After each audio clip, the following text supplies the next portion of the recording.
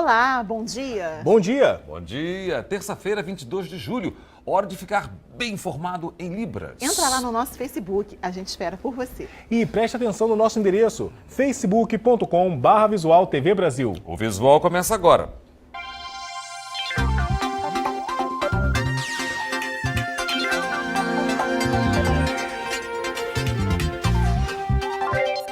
Passada a Copa, é hora de voltar todas as atenções para o que está previsto para os próximos anos.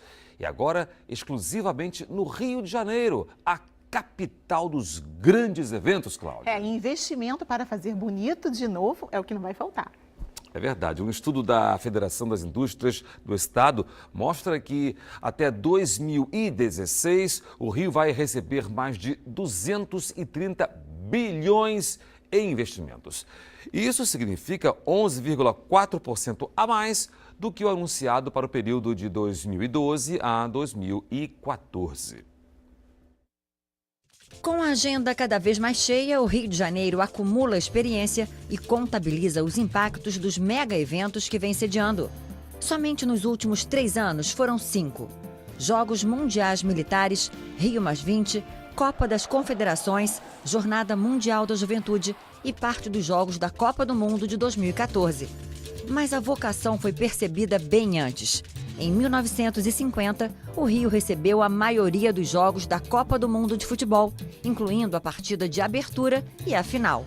A cidade contava com o maior estádio do mundo, o Maracanã, inaugurado uma semana antes. Nós ainda tínhamos uma espécie de lema, que era o Brasil é o país do futuro. E o Maracanã foi um pouco a construção do maior estádio do mundo, a prova, né, da capacidade do trabalhador brasileiro de construir um estádio daquele em 2 anos. O Maracanã passou a ser realmente uma obra de grande realce para o mundo, um ponto efetivamente de referência.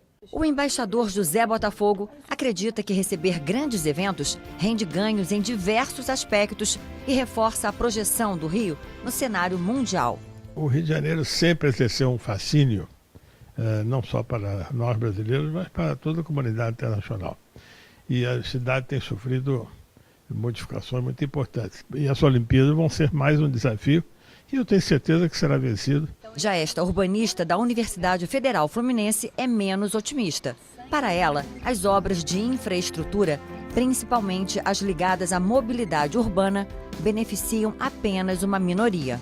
Elas não favorecem o cidadão trabalhador que precisa circular de forma urbana, mas também de forma metropolitana. Eu penso que em muito pouco ou em nada vão se beneficiar desse desenho novo de mobilidade, desse projeto de cidade para as Olimpíadas 2016. Entre críticas de um lado e certezas de impactos positivos de outro, a cidade já se prepara para sediar novos grandes eventos, como a Olimpíada e a Paralimpíada de 2016.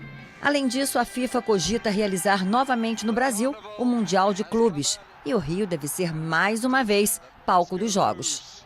Para esta especialista da Firjan, os grandes eventos atraem expressivo volume de investimentos e consolidam perspectivas de bons negócios no estado para os anos seguintes. O Rio se tornou uma marca internacional, atraindo cada vez mais não apenas turistas nacionais, mas também turistas estrangeiros. E os Jogos Olímpicos, eles vêm abrindo portas, abrindo, na verdade, uma janela grande de investimentos que já estão acontecendo e que nesses próximos anos, até 2016, vão se intensificar. 120 mil pessoas devem passar pelo maior evento dedicado aos fãs de quadrinhos e videogames em São Paulo nos próximos dias.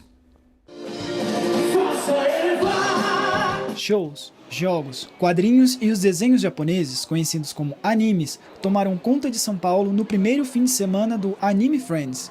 Entre as 200 atrações dos estandes do Campo de Marte, na zona norte de São Paulo, estavam também os fãs de RPG, jogos em que os participantes têm a liberdade para criar personagens próprios. Exige que os participantes pensem rapidamente, porque a história que é contada no RPG, ela está sendo criada no momento que ela está sendo contada.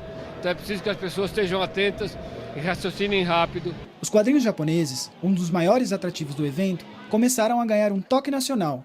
Uma das principais editoras do setor apostou no talento brasileiro e irá publicar, pela primeira vez, histórias produzidas aqui com um estilo parecido com as que são feitas lá, no Japão.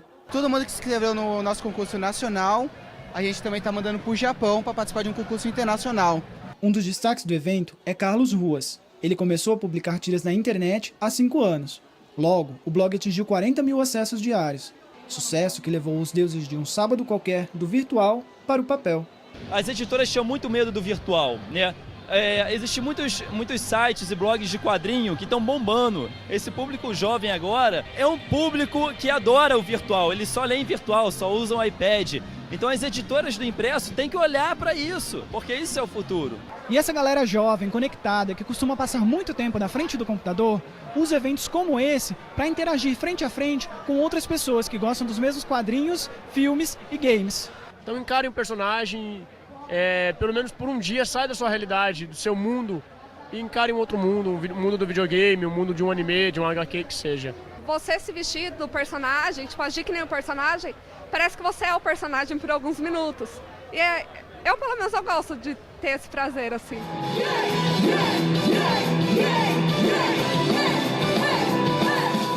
A gente sabe da importância da tecnologia para melhorar a performance dos esportistas. Mas o uso de aparelhos eletrônicos para monitorar o corpo deixou de ser uma exclusividade dos atletas. A cada dia surge um novo aplicativo, dispositivo ou programa para ajudar no monitoramento das atividades físicas.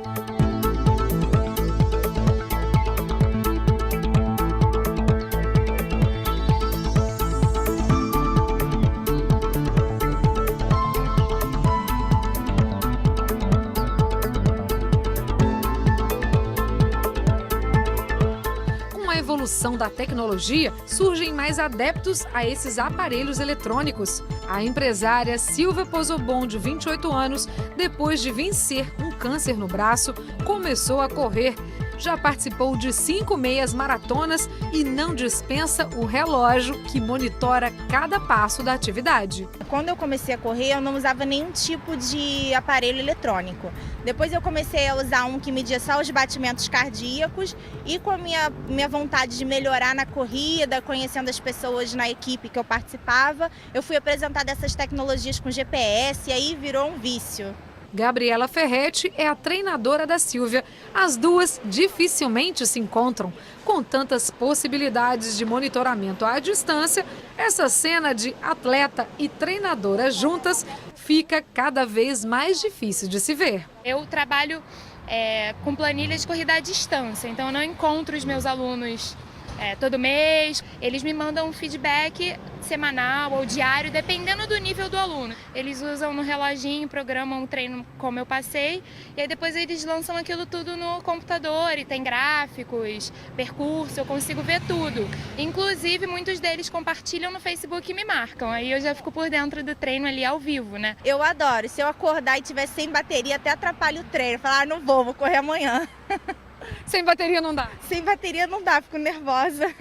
O uso das novas tecnologias no esporte para monitorar as atividades físicas muitas vezes é um incentivo para os atletas, mas é preciso ficar atento e respeitar os limites do corpo. Muitos que são viciados em esporte, como a gente, não respeitam na verdade, a sua sensação de esforço, como você está se sentindo. Porque o relógio ele te dá dados de velocidade, de distância, de inclinação, batimento cardíaco, mas você pode estar num dia ruim e não conseguir fazer aquele treino e no outro dia você conseguiria. E seguindo essa tendência de monitorar o corpo, Fábio Santos, engenheiro programador de aplicativos, trouxe para o Brasil a comunidade Quantified Self, que seria o automonitoramento. Mas nesse caso, os participantes do grupo nem sempre procuram a tecnologia só para a prática esportiva. O processo de registro e monitoramento é justamente para descobrir. Então tem pessoas que querem, buscam otimização, que querem ser super-homem ou atleta, né, dentro da sua área. Existem as pessoas que querem emagrecer, né, ou existe uma doença crônica. E existem aquele outro grupo de pessoas com a gente que são os exploradores. Né? Os exploradores são aquelas pessoas que querem explorar, às vezes, os limites do ser humano, querem fazer novas descobertas, às vezes, nem sempre para a sociedade, mas às vezes sobre si mesmo. A ideia do movimento surgiu com um blog nos Estados Unidos em 2007. Hoje, está presente em mais de 40 países. Em 2009, chegou ao Brasil e já são cerca de 80 participantes do Alto Monitoramento do Rio de Janeiro. Fábio explica que acompanhar atividades simples como dormir e caminhar pode resultar numa melhora na qualidade de vida. Que é o tempo que eu passei dormindo e através de sensores que você tem na pulseira e de um algoritmo desenvolvido pela empresa, no caso aqui Lark, você pode saber quantas vezes você acordou mesmo. Tudo parte do princípio de a gente quer mudar um comportamento. Então, para isso a gente precisa de detalhes. Para gerenciar melhor, a gente precisa de mais detalhes. E as pulseiras, elas dão esses detalhes que estão faltando, junto com o GPS incluído. Então, todas essas informações, além de você ter ela, pode ter um acesso para feedback no momento, que é o caso da Silvia, ou pode ser, de repente, você só quer coletar, como é o caso do Fitbit, de algumas pessoas, que buscam depois, no final da semana, dar uma olhada e ver como é que foi minha semana.